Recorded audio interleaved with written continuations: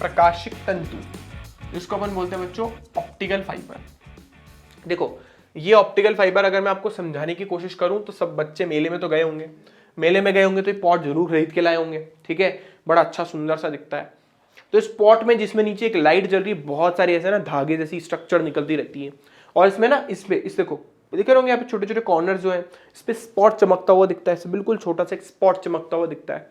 तो ये जो छोटे छोटे से तंतु हैं ये एक्चुअली ग्लास के बने हुए होते हैं, ठीक है ना, ऐसा ग्लास जो कि इजीली नहीं टूटता है। तो ये जो तंतु है इसके अंदर एक्चुअली जो घटना हो रही है वो हो रही है TIR यानी पूर्ण आंतरिक परावर्तन की, ठीक है। तो ये जो प्रकाशिक तंतु है, जो ऑप्टिकल फाइबर है, ये कुछ इस तरीके से दिखते हैं, सबने देखे होंगे, जिन भी बच्चों ने घरों के अंदर अपने इंटरनेट लगवाया होगा, ठीक है, फाइबर लगवाई होगी, उन सब ने ऐसी केबल देखी होगी। इस केबल के अंदर, पूरी केबल के अंदर ऑप्टिकल फाइबर होती है, मतलब कांच की पतली पतली नलियां होती है जिनको बंडल्स में बनाते, एक नहीं होती, बहुत सारी होती है। जैसे यहाँ पे तो एक सिंगल है ना, उसमें बहुत सारी बंडल्स के साथ अंदर की तरफ कांच की पतली पतली नलियां होती है, जिसको अपन ऑप्टिकल फाइबर बोलते हैं।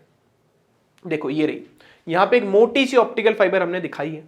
जब प्रकाश इसके अंदर जाता है, देखो ये दिख रहा होगा ऐसे, ये दिख रहा होगा है सबको, ये देखो, ये देखो, ये इसका ऐसे कैसे परावर्तन हो रहा है, देखो इस तरीके से इसका परावर्तन होता है, ठीक है। इसके अंदर इसका पूर्ण आंतरिक परावर्तन हो रहा है, कैसे होता है उसको भी आगे समझ रहे हैं अपन, ठीक है ना, जिसकी वजह से प्रकाश, जो ये नली है, ये प्रकाश को एक जगह से दूसरी जगह तक ले जा सकती है अपने अंदर बांध करके। तो हम क्या करते हैं, हम हमारे डेटा को किसी भी सिग्नल्स की फॉर्म में जनरली हम, क्योंकि इसके अंदर लाइट ट्रैवल कर सकती है, तो सिग्नल को लाइट की फॉर्म में कन्वर्ट कर देते हैं, और उसको कन्वर्ट करने के बाद इन ट्यूब्स के थ्रू भेज देते हैं। फिर आगे वापस कुछ एक दूसरा डिवाइस लगा होता है जो इस लाइट सिग्नल्स को वापस इलेक्ट्रिकल सिग्नल यानी विद्युत संकेतों में, पहले प्रकाश संकेत, पहले हमारे पास विद्युत संकेत थे, उसको प्रकाश संकेतों में परिवर्तित किया लाइट सिग्नल में, फिर इस ट्यूब से भेजा, फिर दूसरी तरफ वो प्रकाश संकेत प्राप्त हुए, फिर वहां पे वापस उसको विद्युत संकेतों में परिवर्तित करा, और फिर उससे जो यूज करना था अपन ने कर लिया, ठीक है। तो इसकी थ्योरी क्या है, सिंपल सी थ्योरी है इसकी, पहले इसका समझते हैं। चलो पहले इसके बारे में पढ़ लेते क्या है।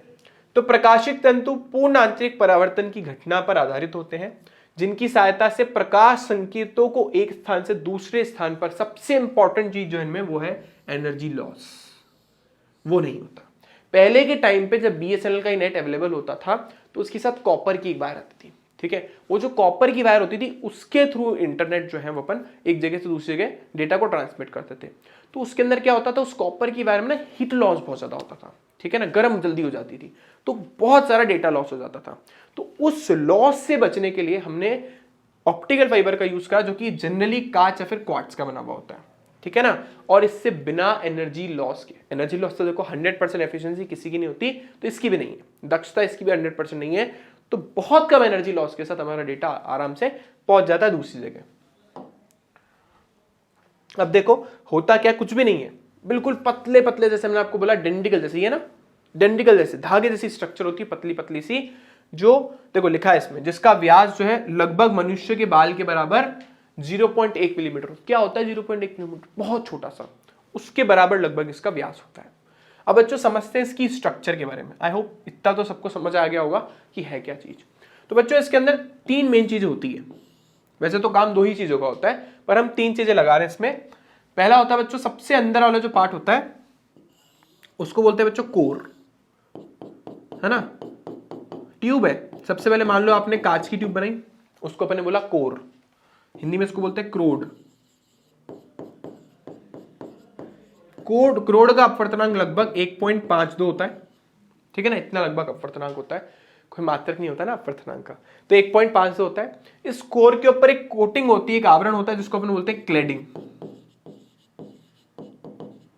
ठीक है ना, इसका अपवर्तनांक लगभग 1.48 के बराबर होता है। तो इसका अपवर्तनांक ज्यादा, इसका अपवर्तनांक कम। तो जब आप प्रकाश इसके ऊपर डालोगे, मान लो यहां से आपने लाइट डाली, और अगर आपने जो प्रकाश डाला है वो इसके क्रांतिक कोण से ज्यादा पे डाला है, तो प्रकाश का पूर्ण आंतरिक परावर्तन हो जाएगा, वापस रिफ्लेक्ट बैक होकर के इस तरीके से आगे चलेगी, ठीक है।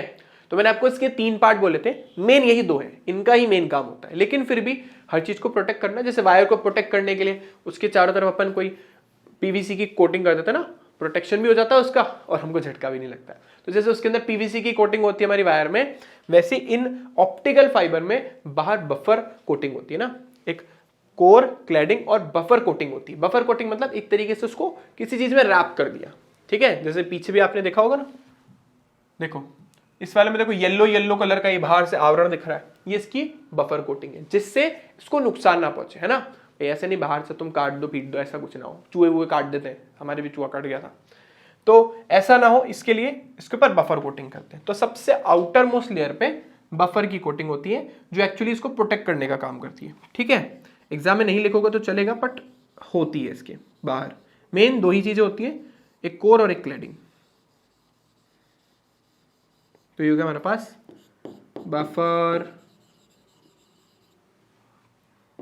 ठीक है ना, बफर कोटिंग, COATING कोटिंग, ठीक है, बफर कोटिंग जो इसको प्रोटेक्ट करने का काम करते हैं। मेन दो ही चीजें। तो आई होप आपको समझ आ गया होगा, कंस्ट्रक्शन में दो ही चीजें लिखनी है। बहुत पतला सा तार, बाल के समान पतला सा बेलन होता है जिसका व्यास लगभग 0.1 मिलीमीटर होता है। मेन तीन चीजें हैं, core, cladding, buffer coating. Core का अपवर्तनांक क्लैडिंग के तुलना में थोड़ा सा ज्यादा होता है। अगर हम प्रकाश को इसके क्रांतिक कोण से ज्यादा पर इस पे डालते हैं तो प्रकाश का पूर्ण आंतरिक परावर्तन होता है, और पूर्ण आंतरिक परावर्तन के थ्रू प्रकाश एक जगह से दूसरी जगह तक आराम से पहुंच सकता है। देखो ये डायग्राम ऊपर दे रखा है हमने, चलिए ये सब इसकी रामायण ही लिखी हुई है, इसका क्या एप्लीकेशन है, मतलब कैसे काम करती है वो यहाँ पे लिखा है। अब इसका बच्चों यूज कहां कहां करते हैं, किस किस जगह इसका यूज करते हैं, ठीक है। ध्यान रखना इसका यूज जब भी करते हैं बंडल्स की फॉर्म में करते हैं, एक सिंगल हमें भी कभी भी नहीं लेंगे, बहुत सारी एक साथ वायर्स हम यूज करते हैं। अब देखो कहां कहां इसका यूज करते हैं, एक तो आपको पता ही है ट्रांसमिशन में, डेटा ट्रांसमिशन में, एक जगह से दूसरी जगह तक संकेतों को पहुंचाने में हम बहुत यूज कर रहे हैं, इंटरनेट में हर जगह इसका यूज कर रहे हैं। तो पहला तो हो गया हमारे जो संकेत होते हैं, प्रकाश संकेत, उसको एक जगह से दूसरी जगह ट्रांसमिट करने में, पहुंचाने में। दूसरा बच्चों, प्रकाशिक तंतुओं का उपयोग प्रकाशिक संकेत प्रेषक के लिए भी किया जाता है। हाँ ये बहुत इंपॉर्टेंट वो है, इसका यूज करते हैं बच्चों एंडोस्कोपी में। एंडोस्कोपी का नाम सुना होगा सबने। एंडोस्कोपी में क्या होता है, डॉक्टर पेट के अंदर एक नली डालता है, उस नली के अंदर आगे लगा होता है कैमरा, ठीक है। उस कैमरे के थ्रू वो सामने स्क्रीन पे देखता है कि भाई बॉडी के जो स्टमक वाला पार्ट है ना, आमाशय वाला पार्ट है, उसमें क्या चल रहा है। तो उसमें भी हम सेम ही चीज का यूज करते हैं। वो जो आप ये दिख रहा है, देखो डायग्राम में आपको दिख रहा होगा, ये जो आपको पाइप दिख रहा है ना ब्लैक कलर का, ये पाइप जो है ये हमारे फूड पाइप के थ्रू, ठीक है, फूड पाइप के थ्रू उसको नीचे की तरफ भेजते हैं, और नीचे क्योंकि कैमरा लगा होता है तो वो कैमरा जो है वो TIR के बेसिस पे ही सारी नीचे की वो इमेज लेकर के उन सिग्नल्स को बाहर भेजता है जो स्क्रीन पे आपको दिखती है।